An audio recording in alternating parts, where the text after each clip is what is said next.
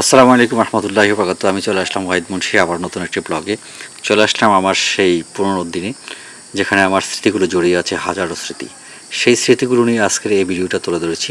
সম্পূর্ণ ভিডিওটি একটু দেখার জন্য অনুরোধ করছি।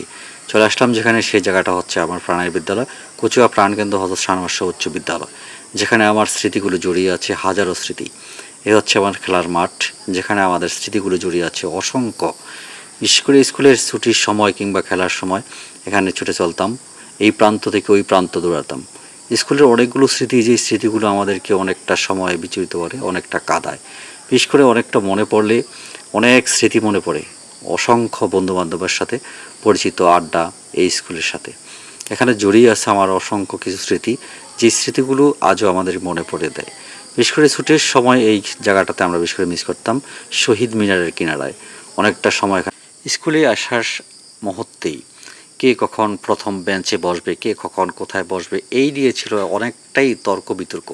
বিশেষ করে ফার্স্ট বেঞ্চে বসার জন্য অনেকেই তড়িঘড়ি, অনেক কিছুই এখানে ঘটে যায়। বিশেষ করে স্কুলের যখন মধ্য সময় কিংবা লাঞ্চের সময় অনেকের টিফিন আমরা নিজেরাই খেয়ে ফেলতাম। এই নিয়ে অনেক তর্ক, অনেকটাই দুষ্টমি, যেগুলো স্মৃতি আজও আমাদেরকে মনে করিয়ে দেয়। সেই স্মৃতিগুলো নিয়ে আজকের এই ভিডিওটা। উপরতলায় এসেছিলাম, যেটা এখানে আমাদের সময় এই স্কুলের ভবনগুলো ছিল না, পুরনো ভবনগুলো ছিল। সেই নতুন ভবনগুলো থেকে আমি উপর অংশ থেকে তুলে ধরছি এখানকার স্কুলের চিত্রগুলো। এখানে জুনের খেলা আসবে, এই নিয়ে তড়িঘড়ি ছুটে ছুটে আমাদের এই প্রান্ত থেকে ওই প্রান্ত, কে কার সাথে খেলবে, ক দল, খ দল, এক দল, দুই দল, এরকম করে প্রত্যেকটা দলে 11 জন খেলোয়াড় হিসাবে গণ্য করা হয়। এখান থেকে আবার 4-5টা টিম ভাগ করা হয়, 4-5টা টিম থেকে আবার একটা সদস্য বাছাই করা হয়।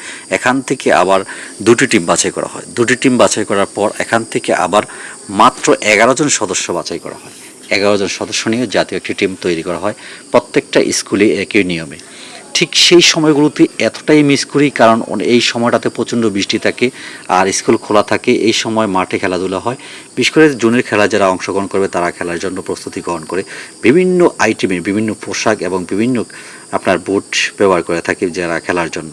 আর এই সময়টাতে এতটাই মিস করি যা আসলে আজও আমার সেই স্মরণ হয়ে থাকে সেই দিনগুলির কথা।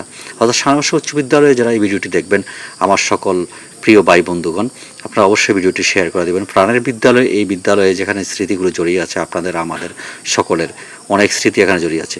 মাত্র পকেটে তখন কম টাকা থাকতো, টিফিনের জন্য টাকাগুলো বাঁচিয়ে আমরা কখনো কখনো আমরা নিজেদের স্কুলের খেলার জন্য ব্যয় করতাম, কখনো কখনো আবার এই টিফিনের টাকাগুলো দিয়ে আপনার বুট কিনা হতো কিংবা ক্যাশ কিনা হতো। স্কুলের দেয়ালের এই লেখাগুলো একদম প্রচলিত অনেক আগে থেকেই। সে দেখলাম যে এখানে একটা লেখা আছে, সারাপথ বেস্ট ফ্রেন্ড মাহবুব তুহিন।